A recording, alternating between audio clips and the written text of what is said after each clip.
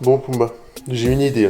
Est-ce qu'on leur raconterait pas comment on est venu à se rencontrer tous les deux? Comment on est venu à créer ce lien si spécial? Et je pense qu'on va se mettre un petit instant anecdote. On va l'appeler voilà, l'instant anecdote de Pumba.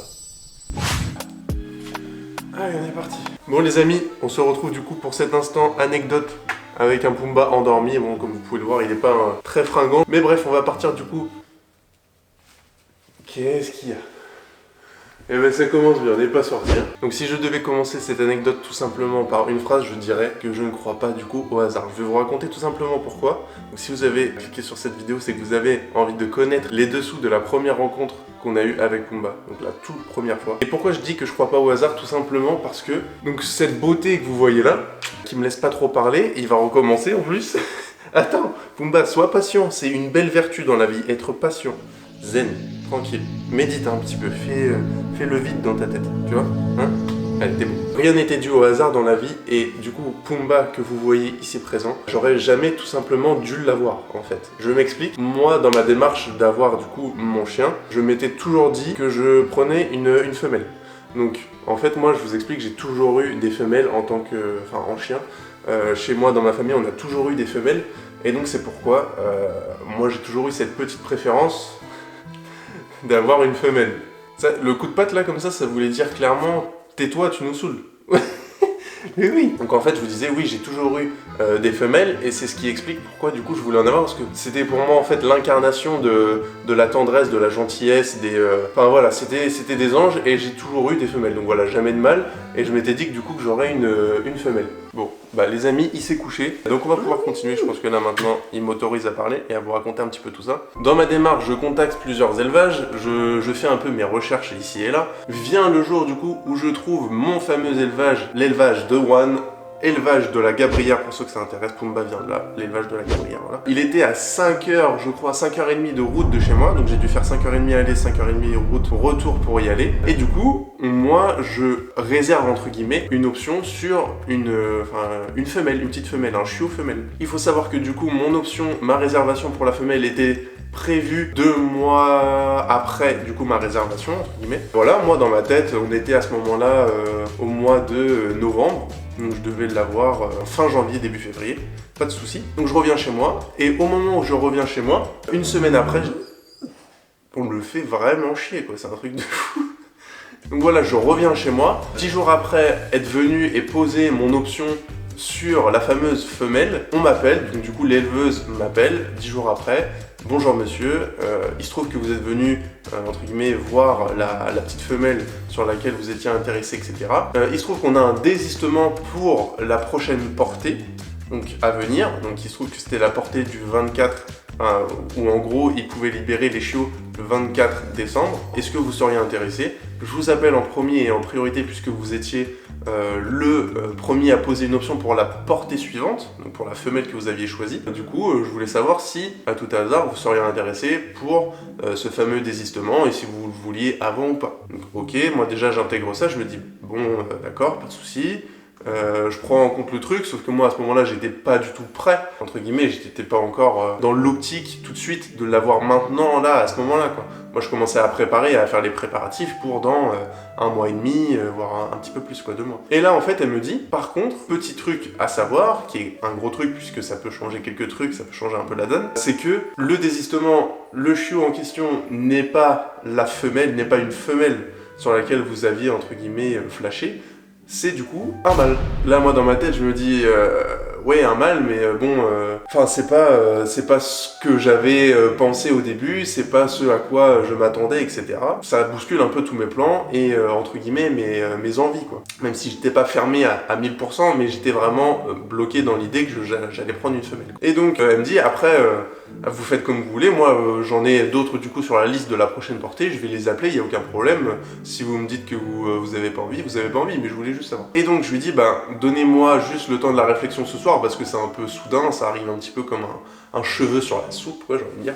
Je joue avec la langue de Molière, c'est ouf. Je lui dis, bah écoutez, ce qu'on peut faire, c'est que je vous rappelle ce soir, je vous dis ma réflexion, et après on voit en fonction de ça. Et donc là, le retournement de situation, le soir même, c'est que Elle me rappelle d'elle-même, à la fin de la journée, elle me dit « Bah monsieur, je me permets de vous rappeler, parce qu'il se trouve qu'on a un deuxième désistement. Le deuxième désistement, il se trouve que c'est une femelle. Donc c'est une femelle Golden Retriever sur la fameuse portée qui est arrivée là le 24 décembre. Je me dis mais c'est incroyable, c'est un signe du destin quoi. Puisque du coup moi en fait j'étais prêt à lui dire bah j'ai réfléchi entre guillemets, je pensais venir pour voir ce qu'il en était et c'est vrai que j'étais vachement excité à l'idée et je me sentais prêt et j'avais vu un petit peu tout ce qui était possible de faire si je pouvais m'organiser avant pour que ce soit prêt le jour J quoi, donc pour le 24 décembre. Et là elle me dit qu'il y a un désistement pour une femelle dans cette portée là. J'y vais, c'est parti, pas de souci.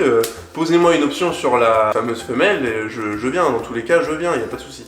Donc je suis prêt et je m'organise de sorte à venir. 2 semaines après, me voilà parti à l'élevage, donc je fais 5h30 de route, superbe élevage encore une fois, j'arrive, tout se passe bien, bon contact, et là je vais voir les chiots. Donc les chiots en question et la fameuse femelle sur laquelle j'avais posé entre guillemets mon option, ma nouvelle option sur ce désistement. Et donc il se trouve que la femelle lui m'était entre guillemets destinée, j'avais eu du coup cette petite chance, et il restait Pumba à côté, et du coup en fait Pumba, le désistement qu'il y a eu sur lui, entre temps personne s'était encore manifesté et avait encore dit un oui définitif pour Pumba, même s'il y avait des discussions apparemment à ce moment là. Donc elle me dit, en fait il reste plus que Pumba dans la portée, donc il s'appelait pas Pumba à ce moment là, c'est moi qui lui ai donné le nom après. Il restait plus que lui dans la portée à ce moment-là, et donc moi la femelle que je prenais, etc.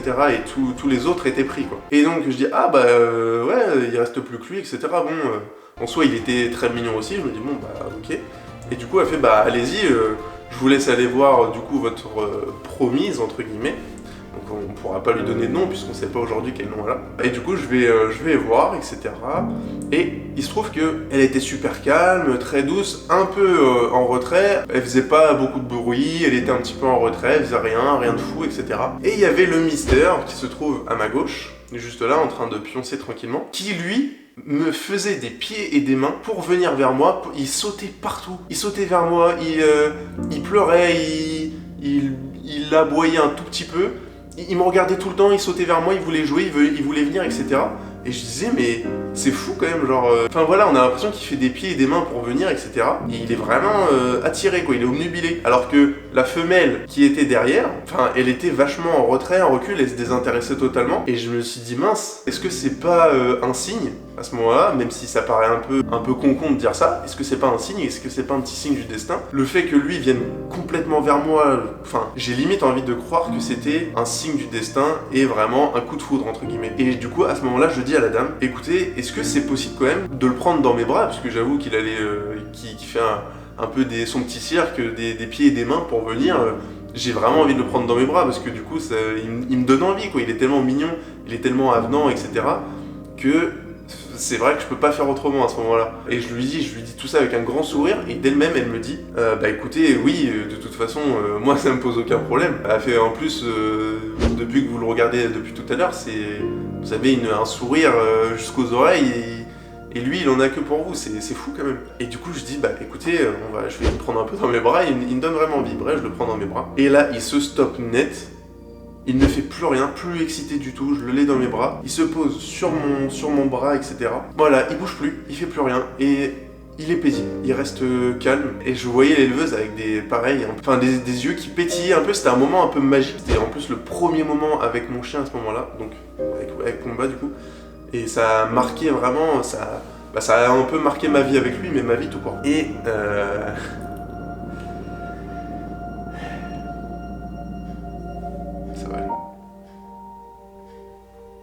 Et donc du coup, je reprends, je l'ai dans mes bras à ce moment-là, et bref, je lui dis en fait, ce qui s'est passé, c'est un truc de fou. En fait, j'ai même plus besoin de réfléchir, même si j'étais un petit peu braqué sur la femelle, je crois que ce qui vient de se passer, c'est pas anodin, et je me vois pas faire autre chose que de pas le prendre avec moi. Là maintenant, j'ai l'impression qu'on est un peu liés, même si c'est gaga de dire ça encore une fois, c'est bizarre, mais j'ai l'impression vraiment qu'on est liés. Et qu'il s'est passé un truc vraiment magique. Et donc la dame, elle était un peu sans mots, elle fait écoutez, monsieur, je vois aucun souci à ça, moi c'est vous qui voyez, de toute façon lui il est libre entre guillemets, vous pouvez le prendre sans souci, etc. Bon maintenant c'est sûr, c'est lui, c'est le mien. Et du coup en fait, c'était l'année d'épée, et je commençais à me faire des films tout un historique de noms que je pouvais choisir pour une femelle. Et en fait, il se trouve que je me retrouve à choisir du coup sur le tas le nom de mon chien, puisque du coup il fallait le faire au moment où je le prenais en fait, où je l'adoptais. Mais du coup on pouvait pas marquer ce qu'on voulait quoi. Il fallait que je choisisse un nom en P. Et tout de suite, instinctivement, je dis à la dame, qu'est-ce que vous pensez de, je sais pas, Pumba? Ça pourrait être pas mal quoi. Il était un peu pâteau, un peu bien portant quoi, c'était un beau bébé quoi. Et je dis, bah Pumba, qu'est-ce que vous en pensez quoi, ça colle bien au personnage hein. Et du coup elle rigole, elle fait ouais, elle fait franchement ouais, ça peut être pas mal, c'est bien, ça lui correspond bien je trouve et tout. Et voilà, on était parti sur ça, ça s'est fait en 10 secondes. On s'est retrouvé après dans le bureau avec Pumba. En fait, il a fait un peu le foufou sous la table 10 secondes, il a couru un petit peu vite fait, et après il s'est mis à dormir sous la table au moment où je faisais les papiers, entre mes jambes, mais un truc de fou.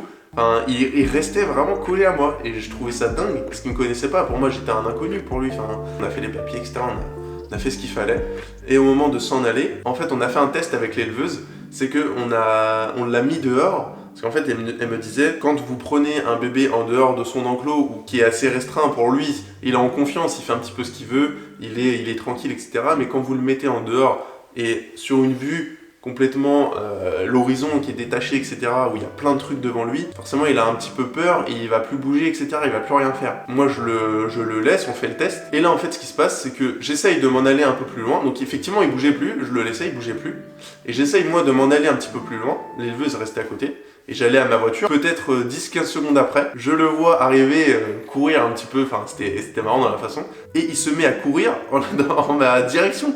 Mais ça n'arrive pas quoi, ça normalement Enfin je sais pas, c'était des petits signes qui montraient que c'était incroyable quoi. Et après on s'est mis à faire nos 5h30 de route, retour pour revenir du coup le 24 décembre, en plus c'est arrivé le jour de Noël. Je sais pas si c'est la magie de Noël qui a opéré, je sais pas si c'est un coup de foudre, je sais pas si c'est une alchimie qui s'est produite, je sais pas. En fait c'est pour moi une addition de choses qui font que c'est ça qui construisent vraiment des relations aussi bien humaines que humaines et avec des animaux. Je trouve ça fou en fait. C'est une histoire vraiment qui me marque, qui a marqué ma vie. Et voilà, c'est mon compagnon de route maintenant à tout jamais, pour toute sa vie du coup. Et voilà, la mienne qui marquera du coup aussi toute ma vie. Et tout ce qu'on a vécu depuis, j'ai l'impression que ces liens-là se répètent et il y a à chaque fois plein de choses. Aujourd'hui, si je me retrouve à faire des vidéos en sa compagnie avec lui, c'est encore une fois, c'est grâce à ça, c'est grâce à ce lien. Mais voilà, je voulais un petit peu vous raconter ça. Le réveil est dur. Oui, on parlait de toi. En tout cas les amis, voilà, j'ai récupéré la bête pour vous faire un petit peu le débrief et la conclusion de tout ça. Mais en tout cas voilà, j'espère que ce petit format vous aura plu, que vous aurez pris votre dose de mignonnerie. En tout cas nous, c'était un vrai plaisir de vous faire cette petite vidéo anecdote, un petit peu émouvante, je vous l'accorde, parce que ça ravive un peu des souvenirs sympas quand même. Et donc voilà, si vous aimez ce genre de vidéo, n'hésitez pas à nous le dire en commentaire. Moi je me chargerai de vous faire d'autres vidéos anecdotes un peu dans le même style. Et puis voilà, nous on va vous laisser là. On va vous souhaiter une très bonne journée, une très bonne soirée, peu importe quand vous regardez cette vidéo. On se retrouve du coup même jour, même heure, semaine prochaine pour une autre vidéo. On vous dit à très bientôt et on vous fait de gros bisous.